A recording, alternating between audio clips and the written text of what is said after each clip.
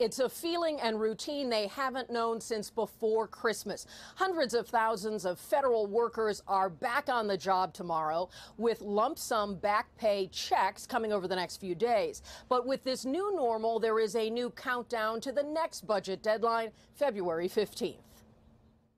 Washington's reboot is taking time. Visitors to D.C. attractions still face closed doors this weekend. We're here right now. We can't even go to the Smithsonian's or any museums. But the National Park Service resumes operations today.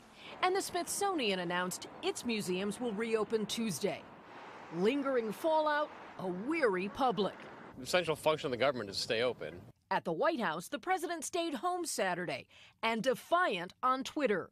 Only fools or people with a political agenda don't want a wall or steel barrier to protect our country. Harsh headlines jabbed at the president's handling of the impasse, with a new deadline, February 15th. Negotiations with Democrats will start immediately. Will not be easy to make a deal. Both parties very dug in. Conservative radio host Mark Levin is not pleased, but will give the president more time. If the president goes for amnesty, I'm out. I will be a critic. But if the president is fighting to secure the wall, I'm prepared to wait 3 weeks and see what happens. Democratic presidential candidate Senator Elizabeth Warren posted her expectations. Let's be clear. In 3 weeks, we cannot hold federal workers hostage again.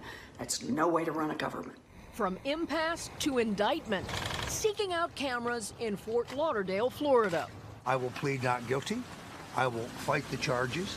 The president's longtime political operative and colorful ally, Roger Stone, professed his innocence. I find it extraordinary that I am accused of lying to Congress, which I most definitely did not do.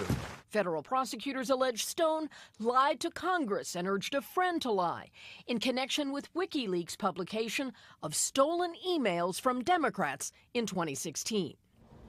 The president and Roger Stone have been friends for decades, and so no surprise he commented on Twitter about these new legal troubles for Roger Stone.